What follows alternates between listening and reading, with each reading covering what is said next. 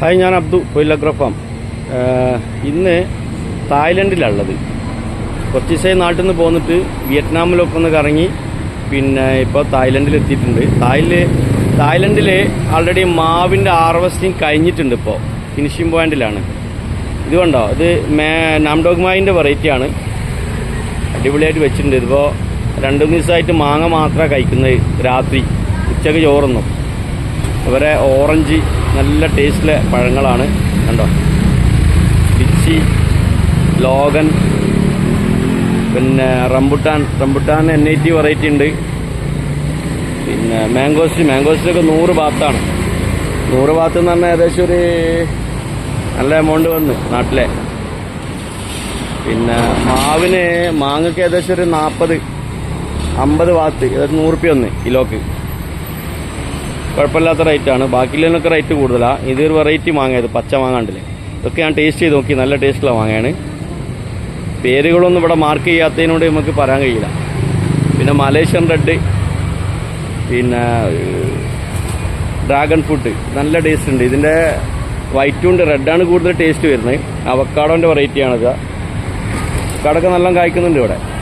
പപ്പായ red lady ഇതൊരു ചെറിയ വെറൈറ്റിയാണ്, വലിപ്പം കുറവാണ്.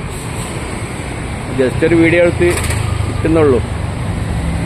വിയറ്റ്നാമിൽ ഓക്കെ, കുഴപ്പമൊന്നുമില്ല. തായ്ലൻഡിലുണ്ട്, നല്ല തോട്ടങ്ങൾ ഇഷ്ടം പോലെ ഇവിടെ ഉണ്ട്. ഹാർവസ്റ്റിംഗ് കഴിഞ്ഞിരിക്കുക.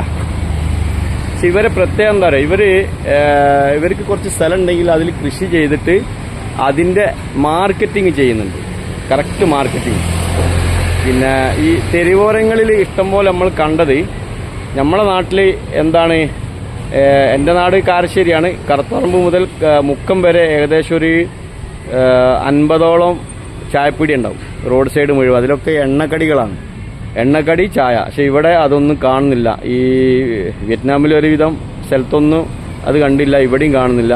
ഒക്കെ ഫ്രൂട്ട്സ്. ഇപ്പം നമ്മൾ വീട്ടിലുള്ള ഫ്രൂട്ട്സ്, ചക്കയാണ ചക്ക, മാങ്ങയാണ മാങ്ങ, അത് പറിച്ചിട്ട് ചെത്തി പുറത്ത് വിൽക്കുകയാണ്.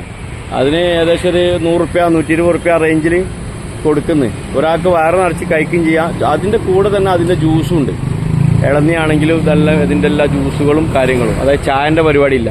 അതുകൊണ്ടായിരിക്കും ഇവിടുത്തെ മനുഷ്യന്മാർക്ക് രോഗം കുറവ്.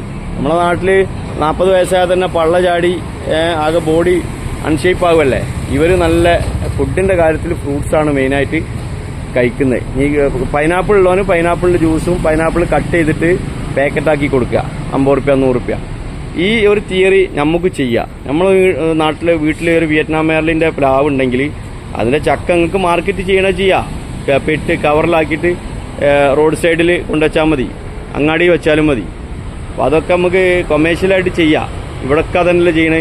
എല്ലാ ഫ്രൂട്ട്സും ഇവിടെ ഒരു സാധനം ഇവർ ഒഴിവാക്കുന്നില്ല. ചക്കരക്കിഴങ്ങ് വരെ ചുട്ടിട്ട് മാർക്കറ്റ് ചെയ്യുന്നുണ്ട്, ചുട്ട് കൊടുക്കുക. ചായൻ്റെ പരിപാടിയില്ല, അതിൻ്റെ കൂടെ ജ്യൂസ്. കണ്ടോ? Okay, bye.